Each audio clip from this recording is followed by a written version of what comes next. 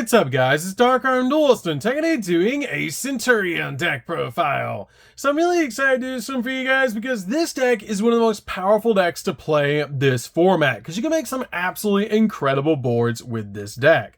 So without further ado, don't forget to like, comment, subscribe, hit the bell there so you can become part of the notification squad, and definitely check out the Patreon down in the description below for all those awesome rewards. So without further ado, let's go ahead and get straight on into this. So first off, we're playing 3 copies of Primera.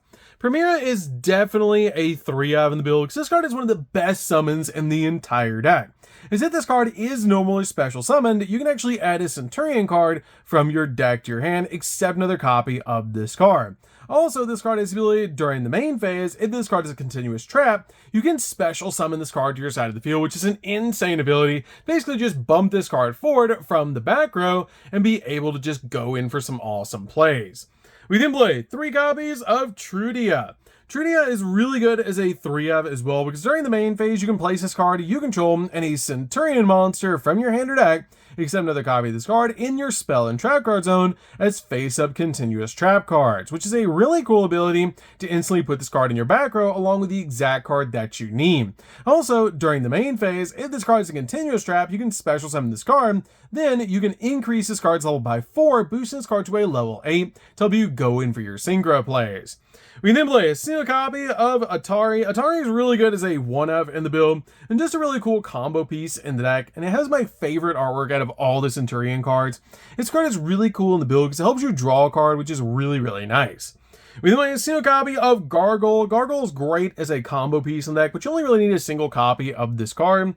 We then play 3 copies of Lubellion. Lubellion is extremely important in this build to be able to play your Bestial package, as it helps you get more monsters out on your side of the field to go in for your synchro plays. And this card is a great ability, and if it's in your hand or your graveyard, you can actually tribute a level 6 or higher Dark Dragon monster to special summon out this card to your side of the field. You can also send this card from your hand to the graveyard to add a Bestial monster from your deck to your hand, which is an insane effect. And during the main phase, you can actually place a branded continuous spell trap from your deck face up in your spell and trap card zone, which is going to help you get your copy regained on your side of the field. We then play a single copy of Magnamut. Magnamut is great as a 1-of in the build because this card actually helps you search out dragon monsters directly from your deck to your hand during the end phase after you special summon out this card, which is such a cool ability. And all of your level 6 Bestial monsters share a common effect that you can target a light or a dark monster in either player's grave and banish it, and if you do, special summon this card in your hand, and it's a quick effect if your opponent controls a monster. We then play a single copy of Druid's Worm. Druid's Worm is just really good at helping you spot remove cards off the field.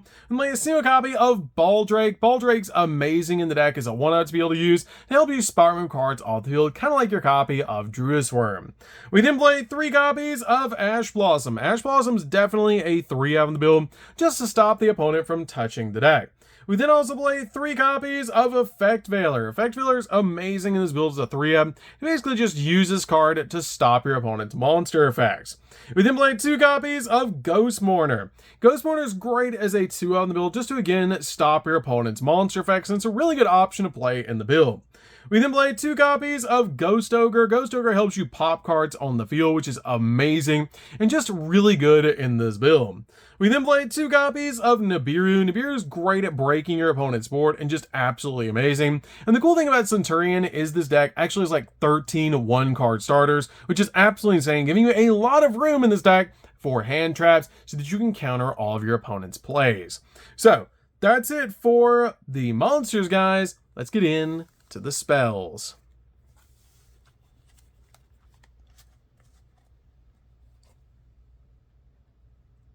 So for the spells, we're going to start with a single copy of Terraforming. Terraforming is amazing in the deck as a 1-of to help you get to your copy of your field spell, Stand Up Centurion.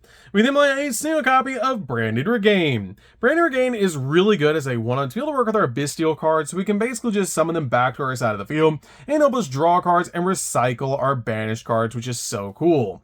We then play a single copy of Wake Up Centurion. Wake Up Centurion is really good as a 1-of in the build because this card actually generates you a token as if a monster card is face up in the spell and trap card zone zone, you can actually declare a level from 4 or 8, and then special summon a Centurion token that's a Pyro, Dark, 0 attack, and 0 defense with a declared level of 4 or 8 to your side of the field, giving you the exact token that you need on your side of the field to help you go in for your synchro plays, which is amazing. Also, during your main phase, you may discard in the graveyard and then send a Centurion card from your deck to the graveyard, except another copy of this card, which is a really cool effect to help you get the exact card you need in the grave. We can play a single copy of Bonds. Bonds is great as a 1-up in the build, but again, you only really need a single copy of this card. This card is going to let you place a Centurion monster from your hand or graveyard in your spell and trap card zone as a face-up continuous trap. And if a Centurion synchro monster is special summoned to your field while this card is in your graveyard, you can banish this card from your graveyard and then target a Centurion monster in your graveyard and place it in your spell and trap card zone face up as a continuous trap, which is a great effect. We then play 3 copies of Oath. Oath is such a powerful card in the deck and actually one of our 1-card starters for this deck. This card lets you place a Centurion monster from your deck in your spell and trap card zone as a face-up continuous trap for the rest term while you control that card or any other card with the same original name. You cannot special summon the extract except Centurion monsters or set a Centurion spell trap directly from your deck, which is such a powerful effect. We then play 3 copies of the field spell, Stand Up Centurion. This card is also a 1-card starter in the deck and just absolutely insane for this build. It has the ability cannot be destroyed by opponent's card effects while you control a Centurion monster card. And also during your main phase, if this card was activated this turn, you can send a card from your hand to the graveyard and then place a Centurion monster from your deck in your spell and trap card zone as a face-up continuous trap, which is a great effect to place them in your back row by a different effect besides their own, so you can basically summon them to your side of the field. This card also has the ability if a monster is special summoned, you can actually immediately select results, synchro summon a synchro monster using monsters you control, including a Centurion monster, which is a great effect to be able to quick synchro using this card. So that's it for the spells, guys. Let's get in to the traps.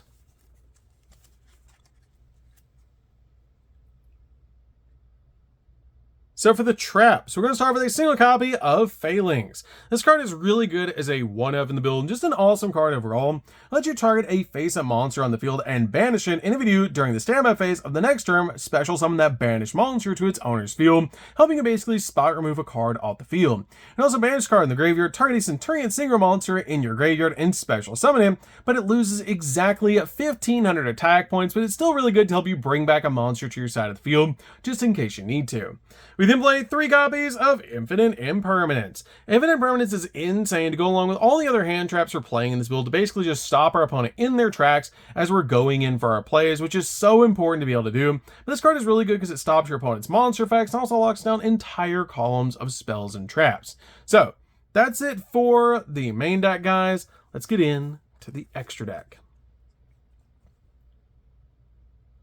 So for the extra deck, we're going to start off with Primera Primus. This card is an amazing 2-of in the build, and I really like playing 2 copies of this card. Usually you just summon out 1 to your side of the field, but it's really good to have the second copy just in case your opponent plays Castor Unicorn and tries to get rid of it, because it's such an important card in the extra deck. This card is really good in the build because it cannot be destroyed by battle unless it was special summoned from the extract, and it also has a really cool ability. If this card is synchro summoned, you get to add an emblem card, basically your copy of Oath, from your deck or graveyard to your hand, which is such a cool ability. Then you can destroy 2 cards, one each on the field, which is an insane ability to basically just destroy cards in the field. And if a face-up Centurion card you control would leave the field by an opponent's card effect while this card's in the graveyard, you can special summon this card, which is a really cool effect. We then played 2 copies of Legatia. Legatia is really good as a 2-of in the build, and it's just really good in the deck overall to be able to summon out to your side of the field, because if it's special summon, you can actually draw a card, then you can destroy the monster your opponent controls with the highest attack, which is such a powerful effect to be able to use. We then play a single copy of Oxala. Oxala is really good as a 1-of in the build, as this card has a really powerful effect. Now you can basically use this card if this card is special summon. You get to add a Centurion card from your deck to your hand, which is an amazing ability to instantly grab the exact card you need from your deck to your hand off this card's effect. You may steal a copy of the Crimson Dragon. Crimson Dragon is one of the most important cards in the entire extract to be able to use to help you basically go for your copy of Cosmic Blazar Dragon. It's just a really cool card overall in the deck to be able to use because you can basically target one of your copies of your Centurion monsters that are level 12 and then bring out your copy of Cosmic Blazar Dragon, which is such a powerful card to be able to summon in this deck. This card is basically a walking negate and it's so easy to summon. We may steal a copy of Dispatter. Dispatter is just a really good option overall in the deck to be able to summon because this card is an insane ability. It's basically a walking negate and it can actually help you bring back your banished light and dark monsters, which is really helpful in this build. My steal a copy of Chaos Angel. Chaos Angel's insane in this deck as a 1-0 to be able to summon because if you use light and dark, it has the ability that single monster you control are unaffected by the effects of activated monsters by your opponent. And also if you use dark, monster you control cannot be destroyed by battle, which is such a powerful effect. And also, when this card is summoned, you can actually spark move something off the field. We might steal a copy of Scarlet Red Dragon Archfiend. Scarlet is just really good overall in the deck to be able to summon because it borderwise field and does burn damage. It's basically our time card, which is really cool. One copy of Typhon. Typhon's just really good overall in the deck to be able to use because this card is really good going second to basically just bounce cards off the field and basically be a skill drain for 3,000 or higher attack point monsters.